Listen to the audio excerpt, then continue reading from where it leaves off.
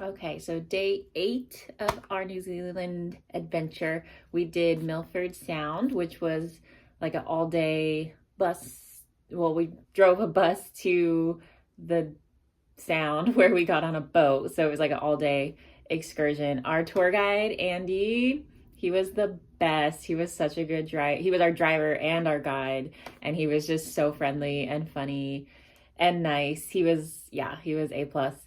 And yeah, it was fun. We saw some dolphins, we saw some seals.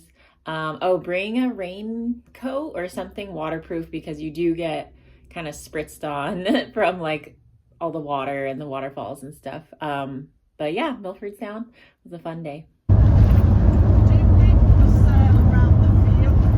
Yes, yes, you can. Yes, it can be quite a rugged coastline, however, because it's the Tasman Sea coming across from Australia. You need to have a bit of experience, but of course those sailors and those skippers do have that experience. There's great fishing all the way down the west coast, commercial fishing, recreational fishing, and you can sail down there, but you would want to be a fairly experienced sailor to be sailing down that coastline.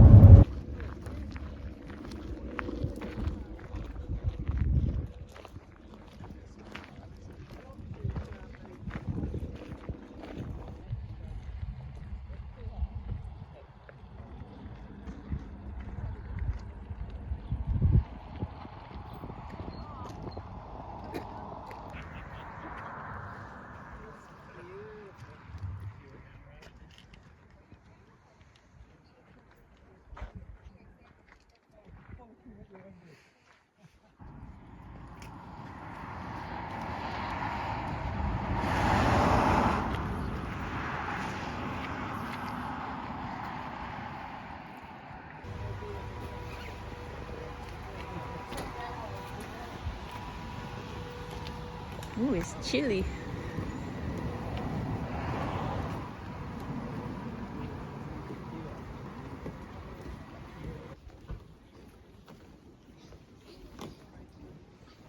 Ooh, it's mirroring.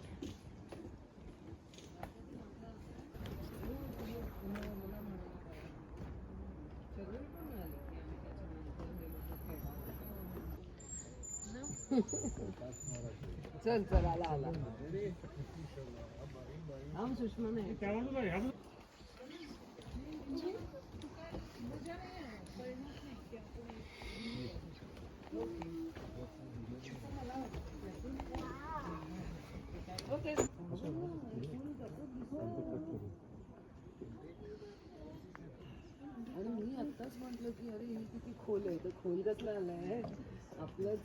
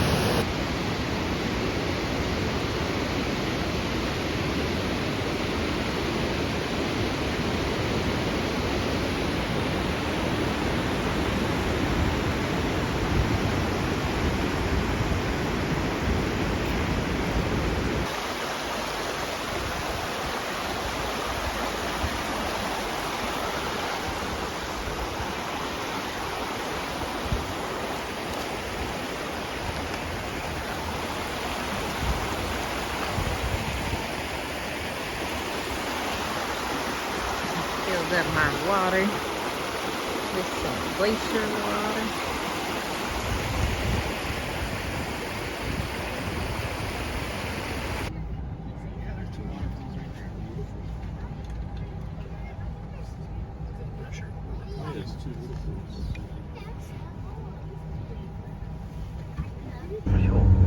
But if you just watch the silver car in front of us, just if I can time it right, it's like a roller coaster. You watch this car, will disappear in a moment. It'll disappear literally. And now you see it. If I hang back enough, now you don't. You guys hanging on? Hang on. Hang on. I'm exaggerating a wee bit, but it is actually quite steep. Welcome to the Homer Tunnel. Solid granite rock. 20 years to blast their way through here. How would you like to work in here for 20 years?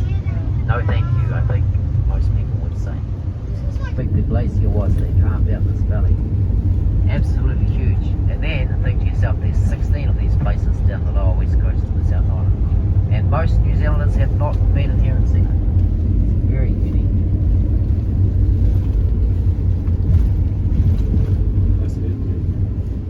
Now, just have a look back up where we just came from, people, and you get a much better appreciation. Imagine standing down here with Henry Homer, and he says to you, I think they should build a road through there. How ambitious was that? Now, people, we do have to carry straight on down, because in 30 minutes you're boarding your boat.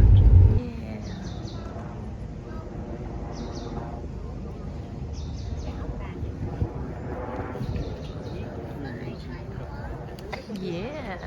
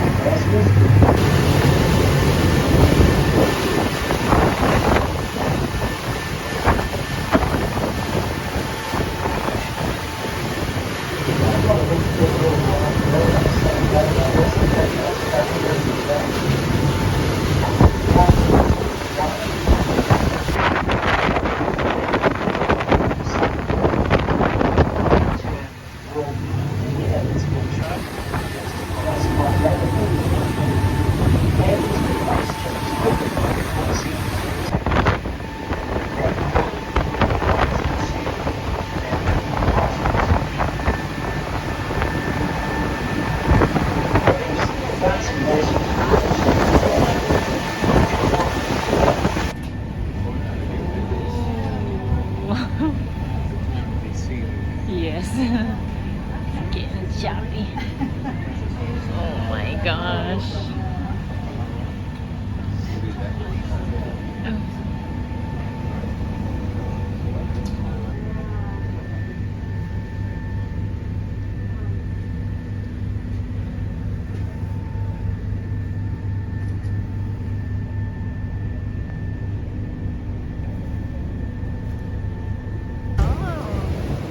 Dolphins? Maybe I've got a couple of young calves with them. They haven't been showing any interest in interacting with the vessel. Well, but still lucky to even get a glimpse of them. They're certainly not residential to the fjord. We're doing all right. We see dolphins of any variety here about a quarter of the time. So as visitors to Milford yourselves, you could say your chances are about 1 in 4 at the very least. Here we go. They've already taken a dive. Oh, cute. Oh.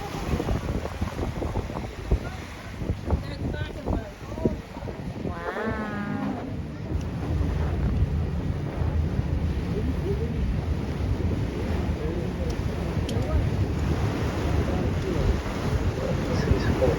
wrong, but as I said, not direct. Now, as they're being able to just chase them out the ocean, or it has to be up to the dolphins to decide whether they're going to stick with us or whether they go straight past. Seemed to have occurred around 20 million years ago, carving out a very wide valley up high in the mountains. Each successive glacier forming a more narrow but deeper channel than the one before. Quite easy to imagine how the bottom stem ahead on the left would have once linked up with the ridge sticking out from the opposite side of the fjord to have completed the valley. I say predominantly juvenile males. There has been a couple of young pregnant females coming to the fjord and with version this season. But it's been a little tough at this location, so we're keeping a lookout for them.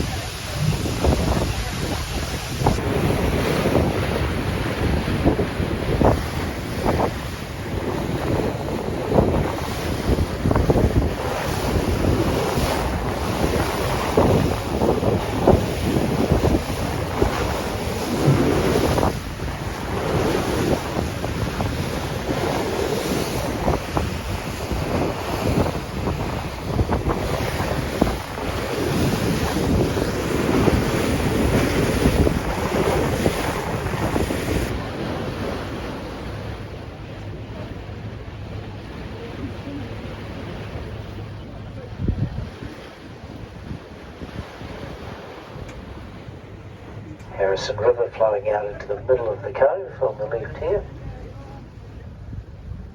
Both the river and the cove named in honour of John Harrison. He was the inventor and maker of the first reliable seagoing clocks, or chronometers as they came to be known. Prior to the advent of the chronometer, once out of the sight of land, navigators only had a fairly vague idea of where they were. They'd been able to establish latitude for quite a number of years with the careful use of a sextant or similar device. Longitude, however, had been a complete mystery. Perhaps the most well-known navigator to have put the fourth and final version of the Harrison clock to use, or at least an exact copy. About a half a kilometre or so up the river is a place called Sandfly Point, and that marks the finish of the very popular Milford walking track. About 12,000 people complete the Milford track every summer season. Their journey beginning at the northern end of Lake Yarnell after a short boat ride. From there, they'll spend the next 4 days wandering the 33.5 miles or 54 kilometres to Sandflight Point. Fairly relaxed pace, longest day certainly no more than 6 hours walking. I'll spend your 3 nights on the track, in either huts or lodges, depending on whether they offer the independent or